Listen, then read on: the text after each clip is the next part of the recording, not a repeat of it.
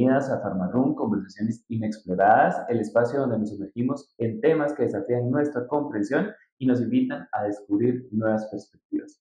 Yo soy Sebastián Villalobos, farmacéutico, colaborador del INIFAR y del Centro Nacional de Información de Medicamentos. Esperamos que este espacio sea de aprendizaje y los invitamos a participar en los comentarios. Como parte del cierre de temporada, quisimos cruzar las fronteras más allá del título y que un experimentado doctor nos comentara parte de sus logros académicos, dudas, miedos, transformaciones y silencios que forman parte de atreverse a estudiar un posgrado en el exterior. Siendo también una invitación a mirar a lo que pasa entre clase y clase, entre el cansancio y la motivación. Hoy tenemos al doctor Josué Orozco, farmacéutico, graduado de la Universidad de Costa Rica, el cual trabaja como docente investigador en la Facultad de Farmacia desde el 2014. Cuenta con una maestría académica en microbiología, en la cual trabajó fisiopatología en bacterias anaerobias, particularmente Clostridium difficile. En el 2018 se fue a sacar su doctorado en la Universidad de Andrés Bello, en Chile, trabajando en el laboratorio de fisiopatología muscular a cargo del doctor Claudio Cabello, obteniendo un doctorado en biociencias moleculares y regresó a Costa Rica en el 2023. Actualmente tiene varios proyectos de investigación a cargo y este año, junto con su equipo de trabajo, ganaron un fondo concursable de reinserción. Además, se encuentra trabajando en la Facultad de Farmacia, en la Cátedra de Química Medicinal principalmente, pero también colabora en laboratorios de farmacología. Por otro lado, el doctor cuenta con más de 15 años de experiencia en modelos animales y los últimos 7 años trabajando en técnicas celulares y moleculares. Un gusto tenerlo. Qué dicha que nos acompaña y, bueno, como dijimos al inicio, es un tema un poco diferente, pero yo creo que sigue siendo un tema inexplorado. Mucha gente cree que poder ir a sacar un doctorado o incluso una maestría al exterior, pues es un mito, o es algo que ya no se da tanto, algo que era un boom hace muchos años y que ya hoy pues ha mermado por diferentes situaciones.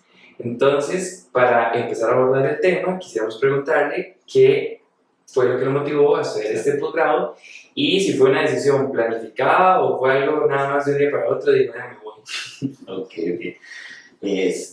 Primero quiero sacarme las ganas de algo. Sí. Buenos días, buenas tardes, buenas noches, gente querida. Siempre he querido saludar así en un podcast, la verdad. Siempre he querido estar en un podcast, así que tenía que aprovechar mis 5 minutos de gloria. Perdón. Ya ahora sí, más formal. Hola, ¿cómo están?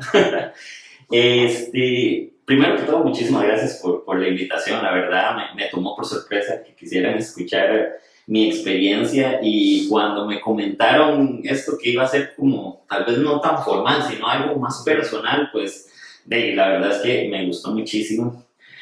Esta primera pregunta podríamos hacer todo el podcast de esto, porque me encanta hablar de mi historia. No importa, lo partimos en 2. Eso iba a recomendar, cualquier cosa pongan en 1.5, entonces de por sí los finales siempre lo hacen, llegan así como, porque es muy interesante, entonces dicen, bueno, sí, vamos a hacer una parte. Sí, esta parte si la quieren saltar, todo bien. Okay. No, viera que en mi caso, vamos a ver, viera que conozco muchas personas que tomaron la decisión, digamos, de hacer vida académica y querer hacer posgrados, y para ellos siempre fue como su sueño de niño. Entonces, yo quiero ser científico, yo quiero hacer experimentos, yo quiero descubrir la cura de algo. Yo nunca tuve como esas intenciones, sino que fue algo que fui construyendo conforme iban pasando los años. Cuando entré a la universidad, estudié farmacia. Espero no, la verdad, creo que muchos aquí se van a sentir identificados, pero no era mi primera opción. Pero cuando ya entré, el primer año fue un fastidio completo, la verdad. No estaba feliz, no estaba contento. Los cursos yo decía, como, ¿por qué estoy aquí?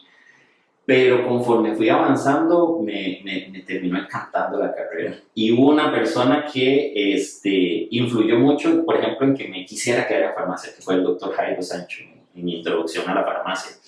Porque él me hizo ver como todos los aportes que uno puede hacer desde la farmacia. Yo desde que estudiaba, digamos, a nivel de colegio y eso, a mí me gustaba mucho estudiar explicándole a otras personas. Entonces, como que siempre vi esa opción de, qué bonito dar clases algún día. Y cuando conocí al doctor Sancho, él trabajaba, en las noches llegaba a esos laboratorios, y yo decía como, quiero ser como él cuando sea grande. Y desde ahí como que me nació esas ganas, digamos, de la docencia y querer quedarme en la U de alguna u otra forma. y después caí a bioquímica, que ese curso sí fue el que me cambió la vida, porque me enamoré de la señalización intramolecular, de las rutas celulares, todo eso me pareció fascinante. Y ahí conocí al doctor Adrián Pinto, catedrático, ex vicerrector de investigación. Cuando él nos dio clases, él venía llegando a Estados Unidos a hacer su doctorado. Y ahí yo dije, ¿cómo él es que quiero ser en realidad? E incluso cuando terminó el semestre me acerqué, hablé con él, le dije, ¿cómo puedo hacer para ser como usted cuando sea grande? En una versión Wish, ¿no?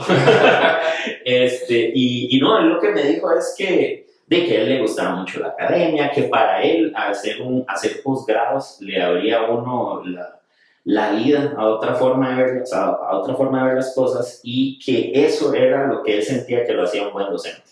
Porque a mí me encantaban las clases de él porque no usaba imágenes de libros eran imágenes de experimentos de él para explicarnos algún concepto básico. Entonces yo decía, uy, genial. Y ahí fue donde dije, ok, yo necesito hacer un posgrado. Y me encantaría no trabajar fuera, sino dedicarme completamente a la vida académica. Y bueno, y ahí después tuve la suerte de ir conociendo personas que me abrieron puertas. Y trabajé en el EBI con la doctora Sara González, que ya está pensionada, y trabajé con modelos animales, y eso me abrió las puertas para entrar al posgrado en microbiología, con un grupo de trabajo bastante fuerte, liderado por Esteban Chávez y mi tutor Carlos Quesada.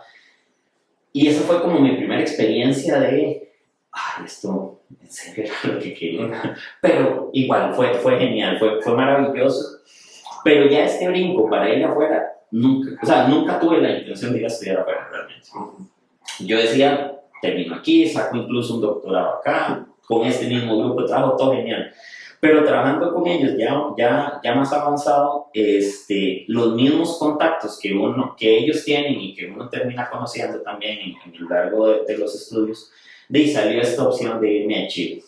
De hecho, inicialmente era para seguir trabajando en el mismo tema de bacterias anaerobias de Clostridium difficile con un especialista en la parte de la esporulación de la bacteria.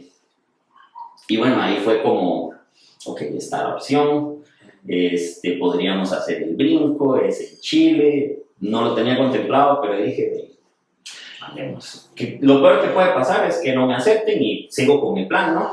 Entonces metimos los papeles, hicimos todo, y cuando me aceptaron, la emoción que tuve en ese momento, dije, como, al parecer sí lo quería. Y ahí fue donde pegué el brinco y nos fuimos. Estando allá, ya pasaron otro montón de cosas, cambié completamente el tema, no seguí trabajando con Clostridium difficile, me moví a otro laboratorio. Esas son todas las historias que a uno no ve venir. Y no le tocó fácil, porque, bueno, se va a Chile. ¿Y en qué año? En el 2018. 2018. Ya. Y el doctorado dura 4 o 5 años. Por ahí. Sí, el que saqué era de 4 años y medio. 4 años. Entonces, 2018 y en el 2020 la guerra de pandemia. Sí. Una cosa increíble, ¿no? Esas son las cosas. Yo lo hablaba también con el doctor Jonathan Parra, que él también vivió parte de la pandemia buena. Esas son las cosas que uno dice, como jamás uno planifica que dentro de mis estudios voy a vivir algo que cambia la forma del mundo, ¿no? Es una pandemia. ¿Quién carajos pudo haber dicho? Prepárese por si tiene que encerrarse 6 meses en la aparta. Eso fue. Sí, se fue a Chile, un terremoto, inesperado. lo que sea, una pandemia. Yo estaba esperando completamente un terremoto, por lo menos un temblor fuerte. Y en todos los años que vivía allá, nunca sentí uno que me haya asustado. Pero sí hubieron. Hubo varios, pero los temblores, yo decía, lo Sí, mismo que bueno. tiembla en Costa Rica en cualquier día de la semana, así que no me pareció gran cosa. Pero la pandemia y ahí, ese cuerno. Bueno, yo te la cosa, ¿qué pasa en ese momento de la pandemia? Porque, digamos, ¿qué les dicen? O sea, usted dice, bueno, Sí, o sea, creo que como todos era, perdón, el principal tema era la incertidumbre que existía al respecto, ¿no? ajá.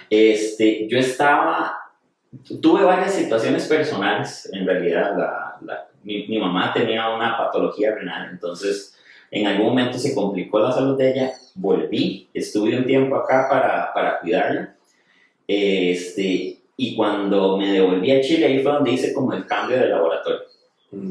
Empecé en otro laboratorio, el de fisiopatología muscular, con el doctor Claudio Cabello, que fue donde terminé. Me encantó también la experiencia.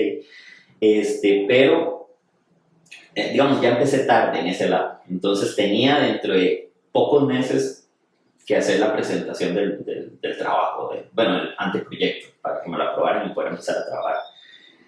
Trabajamos como locos y tenía yo fecha para dentro de 15 días y empiezan todos estos temas de que ya existe que el COVID, que ya hay algunos países que están limitando la entrada y no sé qué. Pero yo estaba tan metido en escribir ese documento que ni siquiera le ponía mucha atención a las noticias internacionales en ese momento. Faltando como semana y media se empiezan a dar los primeros casos allá en Chile. Y un día pues nos llama el jefe del laboratorio a todos y nada más nos comenta, mira, esta es la situación, probablemente pues van a hacer algún tipo de restricciones, pero aquí todos seguimos igual, ¿verdad? Igual es un tema de cuidarse, ¿verdad? En algún momento creo que nadie se preocupó tanto y decía, es una gripe más, como otras, ¿verdad?, que han pasado. Y faltando exactamente una semana, cierran todo ya en Chile, cierran aeropuertos, cierran, porque se empezó a subir los casos, pero de manera impresionante, que en cuestión de 3, 4 días ya están a punto de saturar el sistema sanitario. Entonces cierran todo y fue así como, ¿qué pasó con mi trabajo? Nada, todo se hace por Zoom, porque cierre va a durar una semana, nada más para ver los casos. 6 meses después yo seguía esperando que nos devolvieran al laboratorio, fue horrible. Pero dice, ese inicio como que ni lo tomaba en serio porque yo estaba como muy mentalizado en hacer eso. Terminé haciendo esa presentación de manera virtual y el jefe fue así como dijo, tírese una semana libre ahí en la casa sin hacer nada, descanse, no sé qué. Genial, después de una semana, todas las semanas iban alargando, no fue.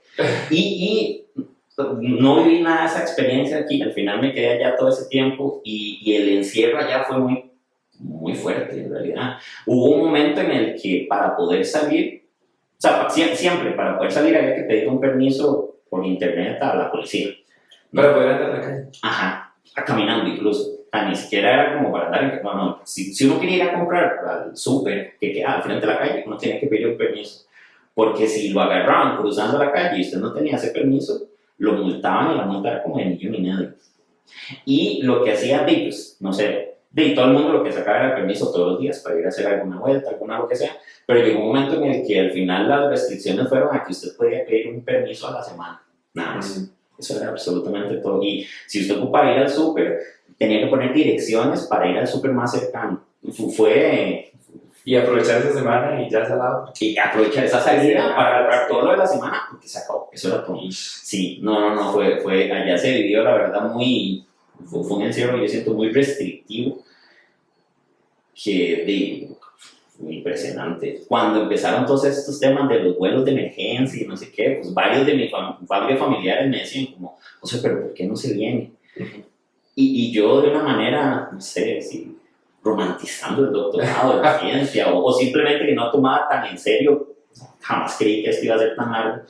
Y yo decía, ¿cómo es que para qué? Si me devuelvo, o sea, me devuelvo a Costa Rica, pues genial, pero cuando abra frontera me voy a tener que volver a Chile y más bien después va a ser más complicado volverme que quedarme aquí. Y además, por 15 días, ¿qué voy a ganar? No. ya en retrospectivo, tal vez sí me hubiera devuelto con tanto tiempo. Pero no, al final se le sacó el provecho. Cuando volvimos a los laboratorios, lo que hacían era que abrían aforo para X cantidad de personas. Entonces, cuando abrieron el laboratorio era el aforo para una persona. Yo vivía a 300 metros del laboratorio. Otros compañeros pues tenían que tomar metro, bus, lo que sea para llegar. Entonces, la lógica era, pues este es el que se expone menos porque solo camina y puedo alejarme de todo el mundo mientras voy de camino. Entonces, yo pude ir al laboratorio durante varios meses solo, completamente solo. Y en esos meses, la verdad es que adelanté demasiado. Entonces, mi plan de quedarme por si acaso, al final funcionó. Sí, nada más que se alargó un poco más de lo que tenía. Sí, dentro de todas las situaciones, la pandemia, y los cambios y todo eso, ¿cuándo fue? Yo creo que esa es la pregunta que nuestra productora quiere ansias de escuchar. ¿Cuándo fue la primera vez durante el posgrado que pensó, ¿en qué me metí? Ya voy a salir corriendo. Yo no sé si esto es chiste o es anécdota, pero todos los días piensa uno eso. Mira que sí, ese en qué me metí, lo tuve durante varias épocas diferentes. Tal vez la que más recuerdo en el doctorado era cuando un día iba para un examen. O sea, yo al día siguiente estudiando, eran a 1 o 2 de la mañana, y yo estudiando cuestiones de biología molecular, porque iba para un examen de biología molecular. Y cuando vi que eran como la 1:30, cerré como el cuaderno y yo dije, ¿por qué? O sea, yo pude haberme quedado con la licenciatura y era una persona feliz, o incluso pude haber con la maestría trabajar en la UI. ¿Por qué estoy metido en esto? ¿Qué es esta estupidez? ¿Por qué este martirio de seguir estudiando y ir a hacer examen? Es así, pero fue un momento en el que yo cerré el cuaderno y estaba como tan frustrado y yo decía, ¿por qué sigo en esto? ¿En qué me metí? ¿Por qué se me ocurrió venirme aquí? Eso, digamos, a nivel, sí, a nivel de cuestiones del doctorado puntual, pero en realidad de esas microcrisis, cada que un experimento no salía era como, ¿en serio? ¿Qué es esto? ¿Por qué? Y para qué decir momentos personales. Cuando yo salí acá de Costa Rica, yo vivía con mis papás, todavía. Entonces, salir de la casa por primera vez, ir a tomar un avión por primera vez en mi vida también, irme a vivir solo, todo era nuevo para mí. Y llegué, y cuando llegué ya era julio, estábamos en pleno invierno, y pues ese frío, esa soledad, ese silencio. Mis primeros meses fueron para mí horribles, horribles, horribles. Y yo todos los días, cuando llegaba, no sé, yo estaba acostumbrado a llegar del trabajo a la casa, una casa caliente, que me recibía mi mamá, que había comida, que uno se sentaba a comer conversando con alguien, y cómo estuvo el día. Que era amigo claro, sí, o que uno está saliendo del reto, vamos por una cerveza, por supuesto, vamos.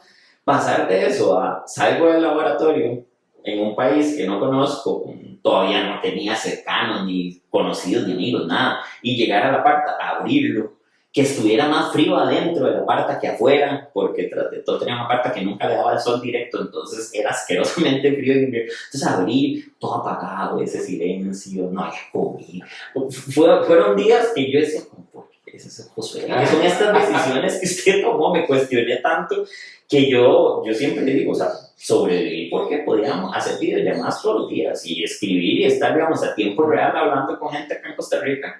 No sé cómo hicieron otras personas en otras épocas donde todo era por carta y era una carta un mes y al mes y 2 meses después llegaba. Sí, jamás. Pero sí creo que la frustración de cuando algo no sale como uno espera, un experimento o de esto sí nos vamos a sentir identificados todos, llegar a un curso y que haya un profe que usted dice como, ¿quién es este man? Para decirlo de formas bonitas, y ahí es donde uno dice, ¿para qué? Yo siempre me cuestionaba, ¿por qué? ¿Por qué esta decisión? Pero lo bonito era cuando algo sí salía, cuando había una experiencia nueva, un experimento que llevaba días y cuando terminaba usted veía la foto final y usted decía, oh, por esto es que estoy aquí. Cuando hablaba con mi mamá y mi mamá me decía, oh, estoy demasiado orgullosa que esté allá, yo decía, ok, por esto fue que me vine acá. Y todas esas crisis pasan porque siempre hay algo más bonito.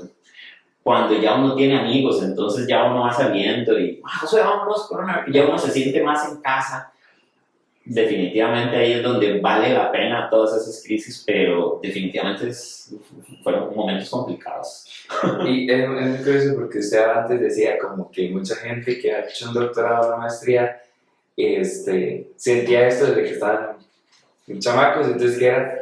Pero yo también, digamos, en lo personal siempre he pensado que es como cuando uno ya llega al mundo académico y llega, por ejemplo, aquí a la Universidad de Costa Rica, y entonces uno cree o se mete mucho en la vara de que tiene que ir creciendo y sacar una maestría, sacar un doctorado y vivir del mundo académico. Claro. Entonces, muchas veces es más la influencia de lo que los demás dicen o lo que los demás creen antes que lo que uno realmente quiere. Que creo que se disfruta más una maestría, un doctorado cuando usted lo quiere, cuando usted se motivó a través de muchas historias, muchas vivencias de otras personas y dijo yo también quiero esto y no es algo que lo están imponiendo, ¿no? Absolutamente. Entonces, la siguiente pregunta es si alguna vez sintió que estaba dejando de ser usted para encajar en el mundo académico. Ok, para retomar un poco, claro, cuando uno tiene la oportunidad, creo que vivimos algo similar. Terminé la carrera y muy rápidamente empecé a trabajar aquí en la U. Y claro, está la presión de yo soy el nuevo, necesito empezar a resaltar en algo, ¿no? Y los posgrados a veces son esa forma en la irse metiendo en un tema, irse siendo experto en un tema para decir, no, es que yo sé de tal cosa, ¿verdad? Denme pelota por eso. ¿Necesarios? No, hay muchas personas exitosas que no hicieron posgrados porque al final enrumbaron su vida a cuestiones particulares. O personas que son brillantes y que tal vez a nivel de una maestría les fue suficiente para hacer toda una vida académica, cuando a uno normalmente le venden como es que usted sin el doctorado no puede empezar a hacer ciencia. Sí. Pero ¿y quién mejor que, por ejemplo, nuestra ex vicerrectora de investigación, la doctora María Luisa, no recuerdo, María Laura, pero no recuerdo bien el apellido, pero ella lo que tiene es una maestría y tiene una carrera académica exitosísima. La mejor profesora que yo tuve en toda mi vida es licenciada, que es la doctora Berrocal. Ella es licenciada, pero dedicó su vida a ser docente y fue para mí por mucho la mejor docente. Entonces, dependiendo de qué es en lo que usted quiera explotarse, incluso dentro de la academia, puede que esta ruta de maestría y doctorado o irse al doctorado tal vez no sea necesaria, pero a uno, yo hablo mucho con Jonathan de este tema y a uno le venden eso, entonces uno dice, esto es así, y después de que uno lo hace es como, ¿por qué tomé este rumbo si pude haber hecho X o Y, etcétera, ¿verdad? Ya me perdí una pregunta, era si dejé de ser yo, era que yo siento que no, yo tengo como una personalidad muy particular, muy poco formal, muy me gusta ser dicharachero, así que lo que sea. Por supuesto que hay momentos en los que toca ponerse la camisa más formal que tengo, una guayabera. Nunca me van a ver encorbatado, por ejemplo, pero hay momentos donde toca poner la versión más seria para algunas cosas. Obviamente uno no va a ir a presentar un proyecto, una tesis, tirándose un chiste ahí del porción, son un medio de un objetivo y otro, pues no es la idea. Pero creo, y que esto no es solo para posgrado, sino para la vida, pero el tratar de encajar, cambiando la forma de ser de uno, nunca va a ser la ruta. Porque realmente usted, si busca ser otra persona solo para encajar en un lugar, nunca se va a sentir cómodo ahí. Pero por lo menos eso es lo que yo pienso. Tal vez habrán otros que en su experiencia dirán, no, yo cambié esto y funcionó, genial. Yo siento que yo no podría ser feliz si no fuera así, si no me pudiera poner estas camisas, si no pudiera ir a la clase a vacilar con los estudiantes mientras estamos viendo algo. Si me obligaran a ser más formal, no me sentiría cómodo. Entonces, por lo menos yo siento que nunca cambié y espero que después esto no entre en contradicción con que soy otra persona después de tantas cosas, ¿no? Pero así como dejar de ser dicharachero, no, nunca lo fui. Y en Chile más bien me lo resaltaban como vacilón, trabajar con usted. Me gusta que usted me explique hacer esto porque me pone en situaciones donde estoy cagado y aprendí mucho. Yo pienso que parte de la magia es siempre estar cómodo donde uno está, ser uno mismo y más bien aprovechar esas cosas que usted sabe que lo caracterizan para impulsarse y decir como, yo soy así, y más bien vean lo bueno a que yo sea así.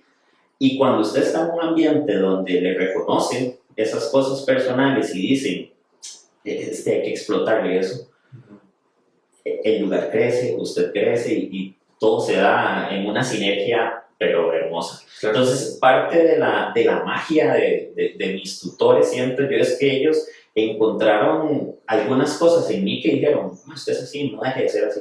Nunca olvido a Carlos, con el que estábamos en la maestría, que era una maestría en micro. Yo estaba llevando varios cursos de bacteriología y yo estaba preparando una exposición con él y me empecé, como a meter en muchos aspectos bacteriológicos.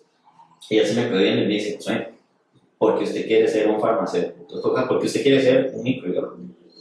No, usted es farmacéutico. Sea un farmacéutico que sabe mucho de microbiología y no alguien que quiere ser microbiólogo y que sabe mucho de farmacia. Dice, no, sea el farmacéutico que más sabe micro y lo hace completamente diferente. Ahí cambié.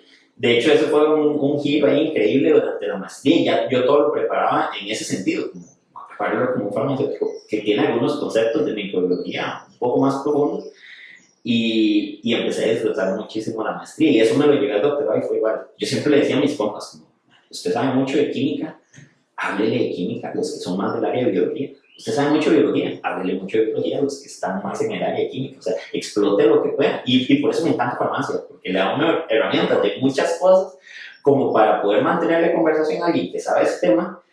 Y ahí es donde uno puede aprovechar y meter del tema que usted piense que tal vez no es tan fuerte y entonces se quedan así como, qué interesante. Conocí. Exacto, sí. Entonces yo pienso que más bien va por ahí la magia. A mí me hace gracia porque la siguiente pregunta, que ahora esta es la que me interesa a mí, Claro. y que creo que es una que tienen muchas personas, y sobre todo lo que yo considero que es el cambio de perspectiva en la humanidad después de la pandemia, después de muchas cosas y las nuevas generaciones. Cuando yo me meto a hacer la maestría, lo primero que me dicen en mi primera clase es prepárense para sacrificar tiempo, familia, un montón de cosas. Entonces ahí es donde me entra el miedo, porque yo soy una persona que yo digo, yo no quiero ver las cosas como un sacrificio, yo quiero ver las cosas como un disfrute y un aprovechamiento y poder ajustar los recursos, digo yo, no sacrificar, no quiero sacrificar tiempo con mi familia, que es lo que me va a empezar, no quiero sacrificar amigos, no quiero sacrificar mi salud mental. Entonces, la pregunta es si, ¿qué sacrificios personales, que no me gusta esa palabra, tengo que hacer para mantener ese ritmo académico y profesional? Y si usted cree realmente que uno tenga que sacrificar cosas y que tenga que estar preparado para sacrificar, que usted le dice a los que van a hacer un posgrado, un doctorado, prepárate para sacrificar esto. Sí, bueno, creo que, o sea, toda la vida es un equilibrio. Si usted sabe acomodar bien las cosas, no toca sacrificar cosas en realidad. Yo no soy una persona que acomoda muy bien su tiempo, realmente. Entonces, cuando conozco otras personas que yo digo, estos manes van al gimnasio, vienen al trabajo, se quedan hasta tarde, salen, todos los fines siempre tienen una anécdota diferente, van a pasear, ¿en qué momento, man? ¿Cómo hacen ellos para multiplicar las mismas horas que tengo yo? No, o sea, para mí no tiene sentido. Yo simplemente no lo logro, pero toca. Si usted sabe administrar bien su tiempo, realmente le puede sacar muchísimo provecho y simplemente ordenar las cosas. Como a usted no le gusta, no vamos a usar la palabra sacrificio, pero sí hay que estar consciente que usted va a tener menos tiempo, por ejemplo, que es inevitable. Entonces, usted normalmente no todos tienen la oportunidad de hacer un posgrado y dedicarse solo al posgrado. Yo viví las dos situaciones. En la maestría trabajaba en la facultad mientras hacía la maestría. Cuando fui a Chile, pues me pude dedicar completamente al doctorado. Y sí es muy diferente las formas en las que se vive todo, pero inevitablemente hay que sacar tiempo. Hay clases, hay exámenes, hay pruebas, hay exposiciones, hay que ir a un congreso. Entonces, sea como sea, es necesario decir, necesito tiempo para esto, que tiene que salir de algún momento. Por ejemplo, usted trabaja y en la noche son las clases, bueno, usted no puede estar contando con esas horas de la noche para salir, para ir a comer, para hacer lo que sea, pues toca acomodarse un poco. Y ciertamente, y esto sí es muy importante que estemos conscientes, es que hay momentos en los que requiere mucho tiempo algo. Entonces, preparar un examen, una presentación, escribir la tesis, de ahí sí toca decir, como no, este fin de semana definitivamente se lo tengo que dedicar completamente a esto, ¿no? Irse afuera implica no sacrificar a la familia, pero yo que vivía con mis papás, ya no era verlos todos los días, aunque podíamos hacer videollamadas todos los días, que al inicio lo hacían, después pues iba cada 2 días o una cosa así, pero no es lo mismo una videollamada que llegar a la casa y poderles dar un abrazo, ¿no? Igual con los amigos, igual con las salidas que uno puede tener. Pues sí toca en algún momento de decir, no, esto hay que priorizarlo. Necesito salir de este curso, de este examen, este fin de semana no puedo hacer ese. Pero definitivamente todo es saberse acomodar. Yo tuve compañeros que, yo sé, en serio, me cae mal, usted me cae mal, este fin de semana yendo a hacer hiking ahí en un cerro y en la mañana fue al gimnasio antes de venir, por favor. Ya en el doctorado, cuando me dediqué solamente a eso, ya era muy diferente, porque decía, no tener esa presión de un trabajo y después ir a clases, sino que de mi trabajo era el doctorado como tal, la U, pues me estaba pagando para dedicarme a los estudios, de pues sí, ya hay más tiempo, ¿no? O sea, ya cuando salía, pues ya salía, ahí quedó todo, ya lo hice todo, estuve todo el día en eso, entonces ya podía ir a descansar, ya podía salir con compañeros, conocer un poco más de Chile. La pandemia me arruinó eso. Vieras que muchos romantizan el irse a estudiar afuera como esa oportunidad de conocer otro país, conocer toda la parte. Yo no la tuve, porque con la pandemia simplemente todo se frenó y cuando volví tocó empezar a hacer los experimentos. Para los que yo tenía un año, ahora eran 3 meses. Entonces ya todo tocaba más apretado de tiempo, entonces yo siento que me debo a mí mismo haber conocido un poco más, pero incluso hablo con otros compañeros y es como, ¿en qué momento iba uno a pasear tanto? O sea, no. Entonces también yo siento que hay que ser sincero con uno mismo y decir, si hubiera hacer esto, esta es la prioridad, pero ojalá, claro, sacar tiempo, un fin de semana, ya usted dejó todos sus deberes o adelantó todo lo que sea, se jodió la semana para tener ese fin de semana, vaya, se aprovecha, que es un buen momento, pero de sacrificios, ¿sabe? Esto sí, para mí fue un sacrificio, mi Play. Yo cuando empecé a trabajar me compré el Play 4 y cuando agarré un juego me obsesioné, que ahora está en la serie de las dos, yo estaba obsesionado, yo llegaba al brete y me ponía a jugar. Y me daban las 2, 3 de la mañana. Hubo un capítulo del juego que mi papá se despertó para irse a trabajar. O sea, ya eran las 4:30, 5 de la mañana y salió y fue así como, pues usted no dormía. Y yo, es que tengo que salvar a él. Cuando me fui a hacer el doctorado, yo le iba a agarrar, echarle la maleta y eso sí me tocó sacrificarlo. Y dije, no, esto me quita. A esto le di mucho tiempo. Lo sacrifiqué, lo dejé aquí en Costa Rica, me dolió. Usted no sabe, no tiene idea. ¿Qué hice apenas volví? Me fue a comprar. Se compró el 5. Por supuesto, el DOT, ¿cómo no? Con tasa cero se puede todo.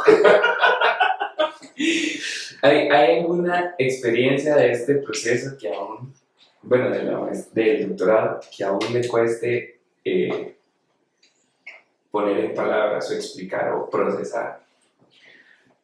Ya ha pasado tiempo, ya lo converso desde un punto diferente, ya con algunos compañeros chilenos hago chistes, espero que esto no se tome mal, pero Franco, si algún día lo ve, va a entender.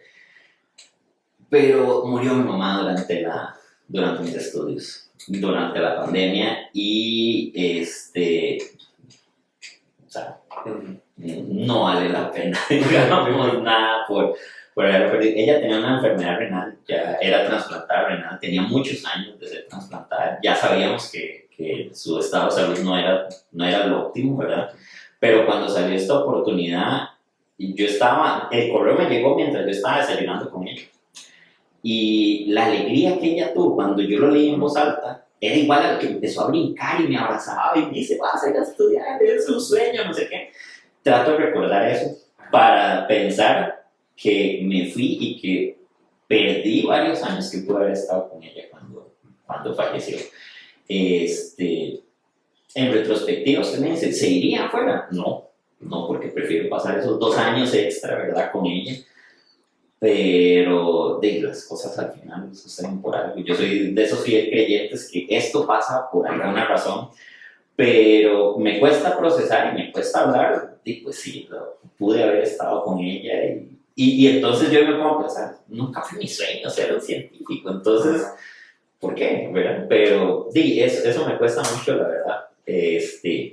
Habrán otras cosas que en su momento para mí eran complicadas. Yo estaba en un laboratorio al inicio cuando me fui a Chile, que era para seguir con Clostridium, y a mi tutor en ese momento le salió una oportunidad de irse a Estados Unidos, el doctor Daniel Paredes, que le deseo lo mejor, nos llevamos súper bien, pero cuando él salió, yo decía, yo me venía a Chile para esto, y al final él se fue, tuve que cambiarme el laboratorio, cambié de tema, cambié todo, me costó demasiado procesar eso.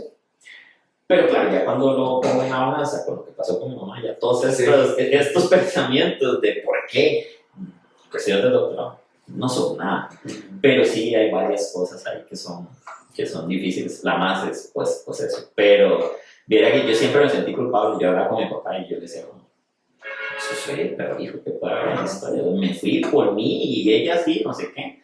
me quedo con las palabras que él un día me dio y que esos fueron los que me salvaron, porque yo no lo estaba logrando. Cuando él me dijo, José, no había nadie más orgulloso que ella, que usted cumpliera un sueño. Así que tranquilo. Pero todas estas situaciones alrededor de esto, ya la siento aquí. Digo que vamos a hacer un chiste para no terminar llorando, ¿no? Ahí lo editan. Si ven como un corte raro y los ojos rojos, ya saben lo que pasó. Fue eso. Sí.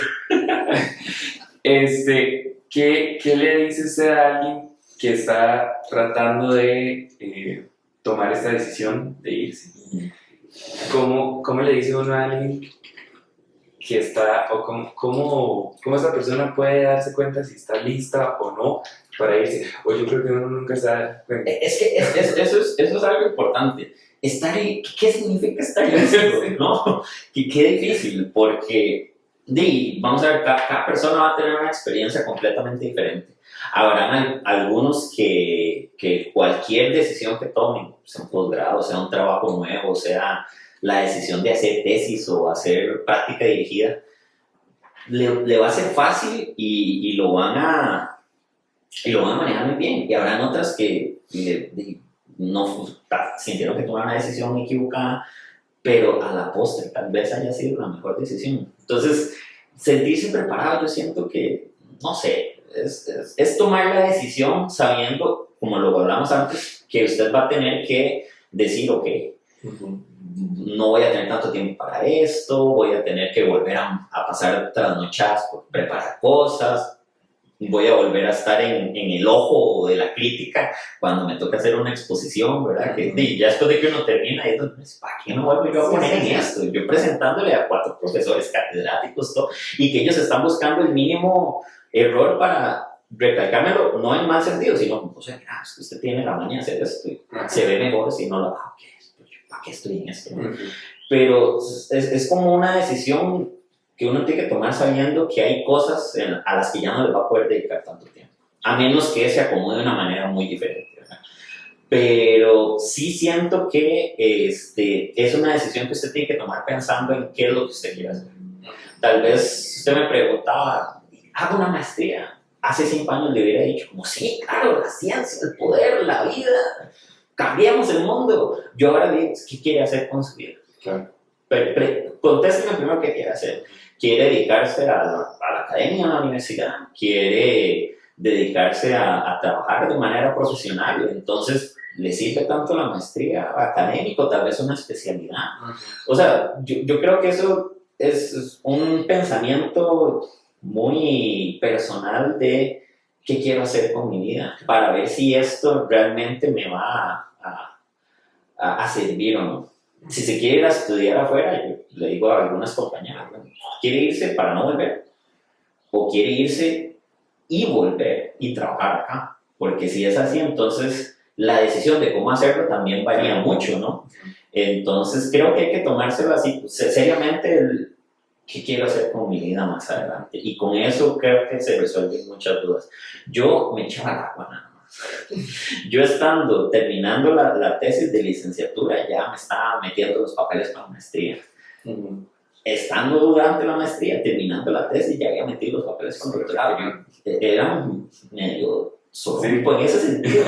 Yo hice la tesis de maestría un martes y el jueves estaba tomando el avión para Chile. Ni siquiera me pude graduar. De hecho, ni siquiera pude entregar los documentos de la maestría. Tuve que dejar un montón de cartas de tal persona que va a entregar por mí. ¿Por qué? Porque soy así, tomé las decisiones de hacerlo así, sin darme tiempo entre uno y otro. A mí me funcionó. Pero habrá personas que tal vez sí necesiten descansar un poco, aprovechar.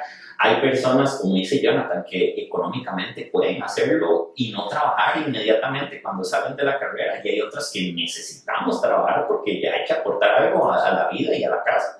Entonces creo que todos son cuestiones muy particulares de cada persona que debería considerar en eso. ¿Qué quiere hacer usted con su vida? ¿Qué necesita hacer con su vida? Y de ahí. O no perder el ritmo porque si no se achanta. Yo siempre pensé eso. Si yo hubiera tenido más tiempo entre unos estudios y otros, después me hubiera costado mucho mantener el ritmo, digo yo. Entonces para mí hacerlo seguido era un éxito. Habrán personas que tal vez entre la licenciatura y la maestría pasa un tiempo y disfrutan más la maestría porque ya aprovecharon y le sacaron jugo al salario, una cosa así. Sí, no sé. Entonces, cada uno vivirá una experiencia diferente. Yo lo hice así de corrido pensando eso y sí, para mí funcionó. Claro. Okay. Bueno, a mí en lo personal me ha gustado mucho esta conversación. Llegamos a una segunda parte, porque yo creo que hay mucho que hablar. Yo les dije que a mí no pueden confiar en no lea esto. Al próximo me ponen me piden un guión y se lo leo así, porque si no lo logro. No, porque si no nadie nos escucha. Ya son muy pocos y queremos crecer, entonces que nos escuchen más. Bueno, que ya para ir cerrando, ¿qué le quedó de la experiencia de hacer este posgrado más allá del título?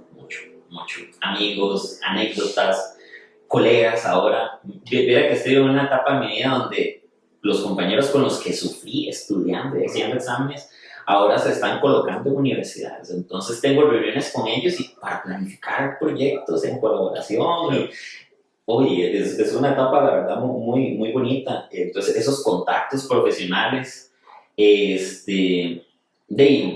yo siento que soy otra persona en el sentido de la resiliencia que aprendí. Yo ahora veo el mundo diferente en el sentido de hago un experimento y no sale. Es como, bueno, lo extraño es que saliera, ¿no? Sí. Analicemos las variables y vámonos, que es como lo veían mis tutores cuando yo les presentaba, como, no salió y ellos, bueno, ¿qué pasó? No sé qué. Yo todo frustrado y ellos todos tranquilos. Y yo decía, ¿cómo? Bueno, ya lo aprendí después de muchas patadas, ¿verdad? En el camino. Pero no, definitivamente hay muchas cosas que quedan más allá de eso, de la experiencia, de el cómo resuelve usted los problemas. Siento que eso es lo que le da a usted el posgrado realmente, la forma de resolver problemas de una manera diferente. Personalmente sí crecí mucho la independencia que tuve por haberme ido a vivir solo, ¿no? Que era una experiencia que no había tenido antes, entonces esa independencia también. Me dejó deudas, o sea, voy a ser completamente realista, me dejó deudas. La vida de becario no es una vida de locos, definitivamente. Entonces, cualquier emergencia que pasaba, tocaba sacar los pocos ahorros que me quedaban y me vine con muchas deudas de afuera. Amigos cercanos con las personas en Chile con los que todavía hago Zoom para tomarnos una cerveza para celebrar algo bueno que le pasó a él o algo bueno que le pasó a mí. Pero sí, no, yo soy completamente otra. La forma de ver el mundo para mí ahora es muy diferente, gracias a los posgrados, a las personas que conocí, a las experiencias que tuve. Y ahora veo el mundo menos, o sea, vamos a ver, menos complicado. Tal vez antes yo me hacía un mundo para muchas cosas, ahora es como, ay, cambien eso, hagámoslo así. Ay, no salió, nada que hacer, no salió, analicemos los datos, igual es importante para nosotros.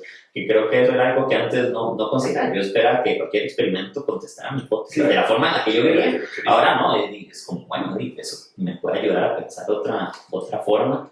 Me ayudó a escribir, me ayudó a tener paciencia.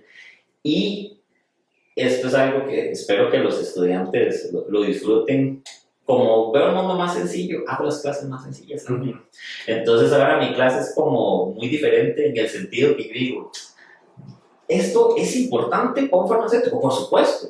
¿Lo necesitamos para vivir mañana? No. Lo tienen aquí, mañana lo pueden retomar, todo bien. Enfoquemos en esto, aprendamos a entender esto más que aprendemos de memoria. Entonces espero que eso también haya influenciado mucho en la forma en la que doy las clases. Y siempre Aprender. También, sí. No, hay muchas cosas, podemos hacer una lista interminable de cosas buenas y de cosas malas que me dejaron también. Esa es la segunda parte. ¿Por qué no? Un podcast de depresión ahí. Pero De cosas buenas, cosas malas, hacemos contraste, una buena por una mala. Podríamos hacer. Ese ping-pong va a estar interesante. Bueno, muchas gracias, doctor, por habernos acompañado, por compartir esta valiosa experiencia con nosotros. Ha sido un placer contar con su presencia. Muchas gracias a ustedes, en serio, y patrocinadores. Bueno, no, eso no hace falta aquí tanto, ¿verdad? No. Pero tal igual vez lo hacen en los podcasts que escucho. Sí, por ahí hacerlo. Por ahí alguna camarilla. Sí. Aquí podría estar el nombre de su industria farmacéutica. Aquí podrían estar sus productos. Yo diría, uy, es que este dolor de cabeza, pero tenía. Sí, Vamos, aquí piensen en grande, amigos. Vamos a hablar con nuestras señoras productoras. Bueno, los esperamos en la próxima temporada de Pharma Room. Este es el capítulo final de la segunda temporada. En la tercera esperamos contar con nuevos invitados, nuevos espacios, ojalá. Y conversaciones inexploradas, donde seguiremos explorando temas poco conocidos, pero de gran relevancia, que le brindarán nuevos conocimientos y perspectivas. Yo soy Sebastián Villalobos, me despido por hoy, no sin antes invitarlos a que nos sigan en nuestras redes sociales. Tenemos Instagram, tenemos TikTok, YouTube, salimos como Inifar UCR, en Facebook como Inifar y por supuesto en Spotify como Pharma Room, conversaciones inexploradas. Nos vemos la próxima, hasta pronto. Chau.